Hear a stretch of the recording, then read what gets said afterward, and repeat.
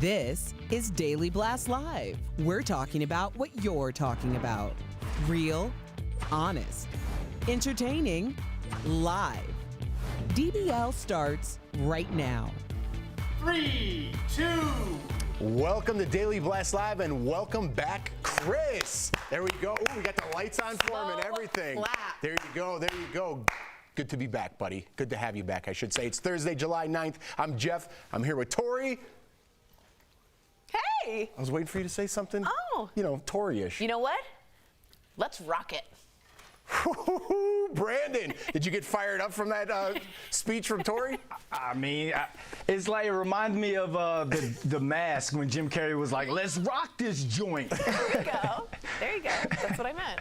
Good job. All right, let's go. rock it, as Tori said. Yeah. We begin, actually, we're going to switch gears here with some potentially tragic news. At the time of our taping today, we're going to be perfectly honest, Glee actress Naya Rivera is missing and presumed dead after her 4-year-old son was found alone on a boat drifting in a lake in Southern California. Searchers have been working hard to find her. The two were seen renting the boat yesterday afternoon. I believe that picture we're showing is one of the last pictures she posted. Her son, who is unharmed, luckily, told investigators he and his mom were swimming, but she never returned to the boat.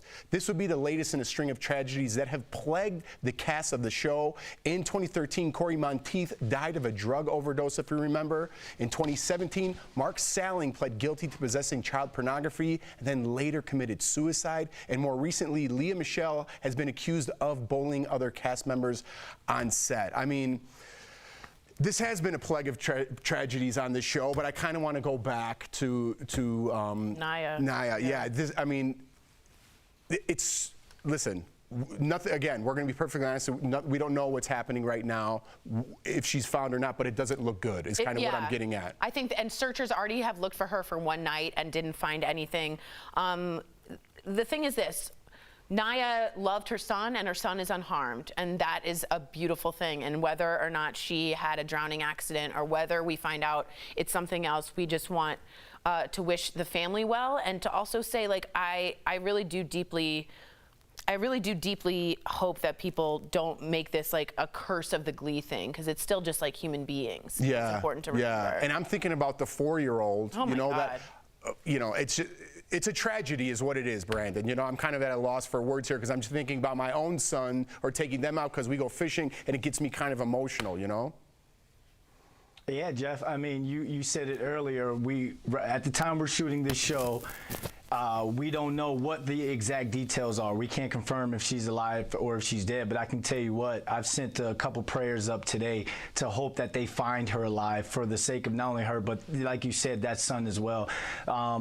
My mom always says no mother should have to bury their child, but at the same time, no child should have to bury their parent as well. And with everything we're going through right now in 2020, it's just another blow to us that makes our hearts a little bit heavier, but at the same time, make us realize that every day you have to cherish every day that like it's your last. And I'm praying that they find her and that she's okay. Amen, man. Well said. All right, guys, we're going to move on because it looks like it's Lady A versus Lady A in court. The band formerly known as Lady Antebellum has filed a lawsuit against singer Anita White, who has also been using the name Lady A. We talked about this a week or two ago. The band claims she wanted $10 million for the use of the name Lady A. However, this is very important. The band says it trademarked that name in 2011. Now, last month, the band changed its name because the word antebellum refers to the pre-Civil War South. In June, the singer Lady A posted this photo saying she was hopeful the two parties could find common ground. $10 million is not common ground, Tori. No. I have a really hard time with this because optically, and Brandon, tell me what you think about this. Optically, to me, if you don't know a lot about the band and you're not into country, it looks like a band that chose a somewhat racially tense name without knowing about it as Antebellum, then changing it to Lady A without sort of realizing there was already someone named Lady A for a long time, a black singer, and then countersuing her for that looks like, to me, the big white band taking over a black woman that's worked really hard and has earned her name. Now, I get it. They had that trademark, as Jeff said, already, right? They had already had that. So legally, they have every right to sue and countersue. I just think it looks terrible for Lady A. What do you think, Brandon? Yeah, Tori, I think the optics. I think the optics. It looks exactly the way you just put that, because optically, that's kind of what is happening. But at the same time, legally, when they filed for for Lady A and they got that trademark, it wasn't contended. So they did their due diligence in a sense, because they got that trademark for under entertainment services and a clothing brand. Now what I see and what I've been reading, what I see has happened is because they were going to do they were going to share the name and they were going to do a song together. Right. But then the lawyers got involved, and if I'm Anita White, who's the original Lady A, of course I want lawyers involved, because just think about Google search. If you type in Lady A, who's going to come up? The country group, because they're bigger. So Anita White, the original Lady A, you're looking at it, I'm going to miss out on a lot of money. I'm going to miss out on a lot of streams and people finding out who I am as an artist. So yes, I'm going to ask for money. I think the lawyers ask high. Maybe they settle and negotiate something, maybe in between. But I really hope that, a proper settlement is made and that they do a song together, because at a time like this, we don't need more divisiveness. We need people to come together, and I'm sure that they will make some beautiful music if they come together. Well said. Wow. Well said. I had a little point, but Brandon kind of summed it up nicely. Beautiful music indeed, Brandon London. All right, I'm just going to leave it there. Let's move on. There's a new Batwoman, I should say, protecting Gotham City. Woo. Javicia Leslie, there she is, has been cast as the new series lead of the CW show. In a statement, she said she was extremely proud to be the first black actress to play the role of Batwoman on TV, adding, quote, "As a bisexual woman, I am honored to join this groundbreaking show." And Ruby Rose, who left the role in May, posted, "I can't wait to watch season 2. You are going to be amazing." And I love that, and I love this. And other big TV news, The Wonder Years is coming back. The new show will feature a black family living in Montgomery, Alabama during the 60s and 70s. Fred Savage, we love him, will play the father. I'm kidding. Who played Kevin Arnold in original series, will be the executive producer and director for the reboot. I love Fred Savage. I'm glad he's attached. And Brandon, I'm just going to stick on the Wonder Years here for a second. I think it's so important to show a black family in the 60s and 70s and show their point of view on national TV. I love this idea. Yeah, because Jeff, if you think about it, just think of the talks we're having when it comes to racism, and people are saying, black people are saying it's systematic. This is something that has been going on for quite some time now. Now, all this is going to do is show from that side. It's one thing if I come up here and I talk and like, hey, this is what I go through. But now through storytelling, we're able to have this family and these writers, and Lee Daniels is going to be attached to this as well. Remember, he was the director from The Butler. Now we get to show it through a storytelling mode about what these people went through. So those who want to continue to educate themselves, who want to continue to be an ally, then you get to see it from what my parents or what my grandparents had to go through, especially with my grandparents. My grandfather being from Vicksburg, Mississippi. So I think this is great, and it's just another thing of inclusion to where we all can come together on this one. And I think this is going to be a great show.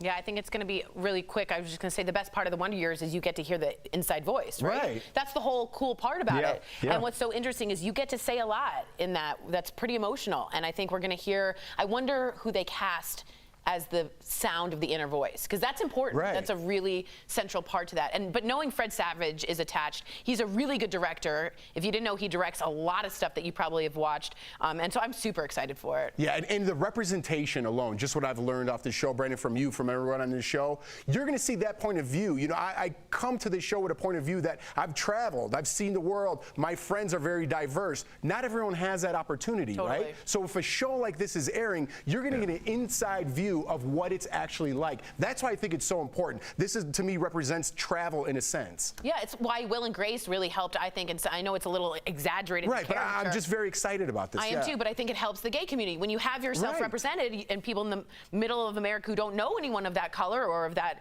sexual orientation, now they get to have them in their living room. Yeah, I'm very excited about this. Okay. Let's move on. Amada with Down syndrome is the newest face of Gucci. That's gorgeous. Right. 18-year-old Ellie Goldstein is featured in Gucci's unconventional beauty series aimed at promoting emerging talents and non-stereotypical beauty rolls off the tongue for me. Ellie is one of the first models with Down syndrome to be featured by the fashion brand. That's wonderful representation, exactly what you're speaking of. A couple of years ago, American Eagle featured U.S. Special Olympic Chelsea Werner, who also has Down syndrome, in their lingerie campaign. So this goes exactly to what we were talking about, right, Brandon? Representation. Yeah, I mean, just think back to Nike with the runner. They signed the runner with cerebral palsy. I understand that people are like, oh, here comes the PC police again. Oh, we got to include. People just want to be represented. People just want to know. We already know the ballers and the rappers and all the high-end people wear Gucci, but disabled people do as well. So good on Gucci. I got to be saying, this is Gucci. I know that's like a term I'm trying to use to sound cool. Yeah, totally. Thank you. But there's a famous picture I wish I had gotten for you guys in prep for it of a girl in a wheelchair looking up, and I think it's Target.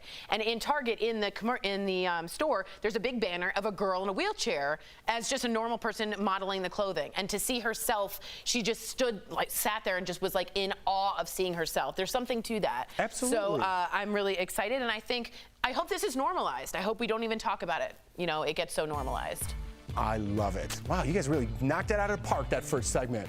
We rocked it. Oh, full circle, Brandon, full circle. Don't go anywhere, buddy. Coming up on DBL. Rudy Giuliani just was pranked by Sacha Baron Cohen. Wait till you hear how it all went down.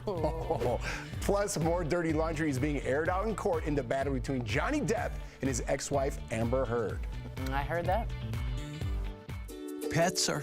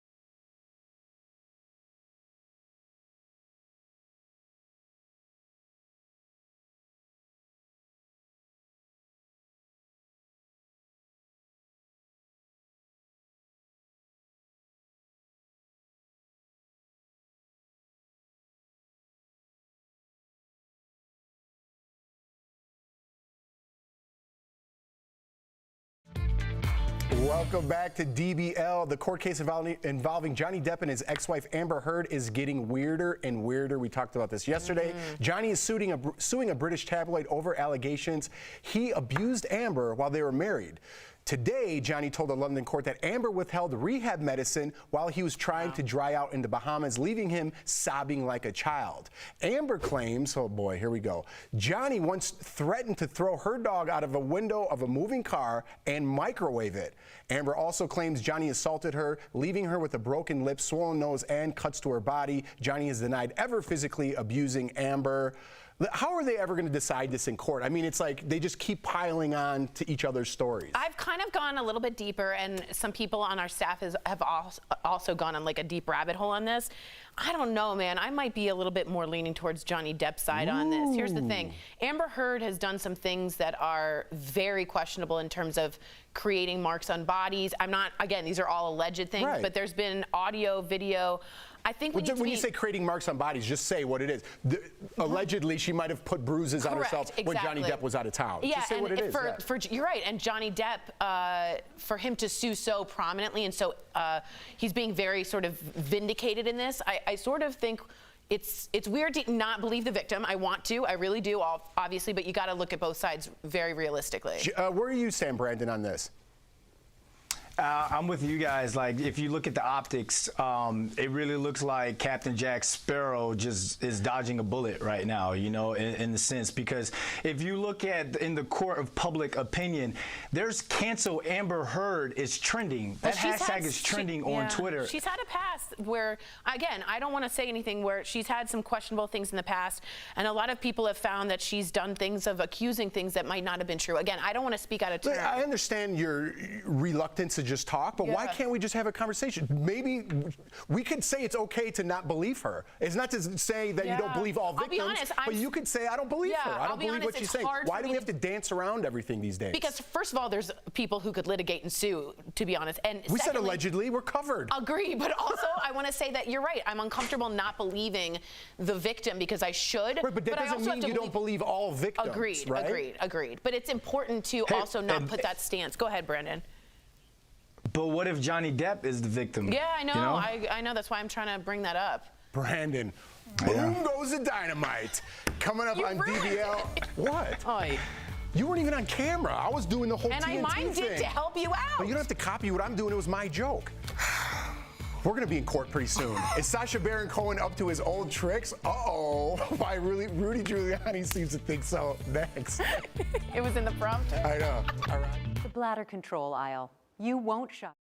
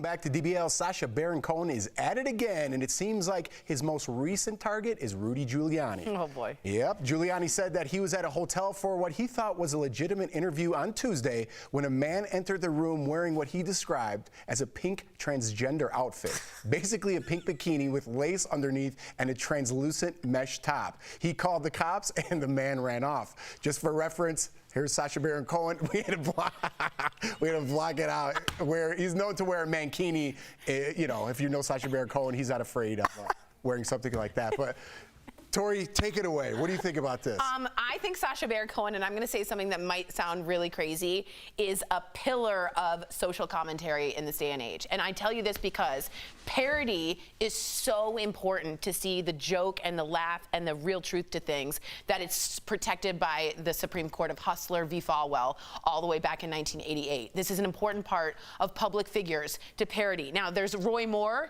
of Alabama. He's trying to sue Sacha Baron Cohen for another thing. If you didn't know, he was on a TV show and didn't know he was being pranked, and he will be protected by the First Amendment. Which is I promise you which that. is out now. Is it Who Is America that was out? Yeah, I believe it's Who Is America. Correct me if I'm wrong on that, but yeah, Sacha Baron Cohen did it for Showtime, I believe. Yes. So that's out. But Roy Moore, going back to that, just basic. I am correct. Yay.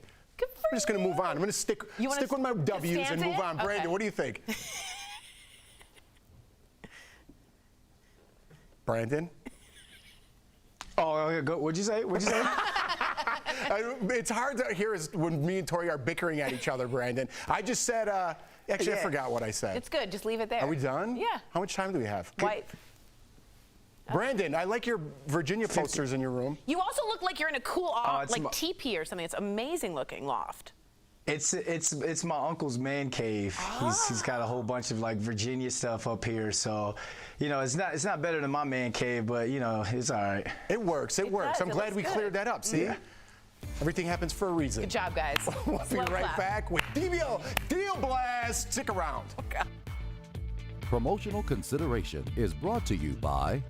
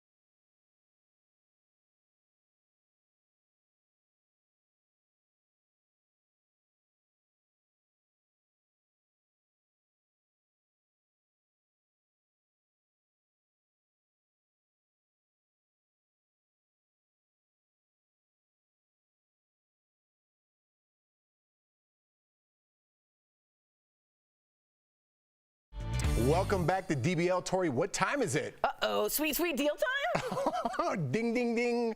Earlier, Steph showed us some amazing products at even better prices. Here's this week's Deal Blast, presented by MorningSave.com. So what do you have for us today, Steph? First of all, I've got an everyday essential, right? This is the Extreme 5.0 True Wireless Earbuds. Ooh, pink. Look at this. With wireless charging pad. You can really personalize it by reflecting your own style, because the rubberized case comes in 6 colors, Oh, cute. which are black, white, lavender, sky, sunset, and rose. So normally these are $129, but right now they're only $29, which means, Tori, we're saving 64%. Okay, well, next, Tori, it's the International Silver 51-piece stainless steel low-ring collection. They never need polishing, and they're dishwasher safe. So after you've used all the cutlery, you can just put them in the dishwasher and not so worry good. about That's it. so much easier. Normally, this set is $80, but right now it's only $49, which means you're saving 39% on being the ultimate hostess. Now, Tori, Yes. no one likes to have dry skin, and it can be really hard to keep everything looking good when it's summer with the heat and everything.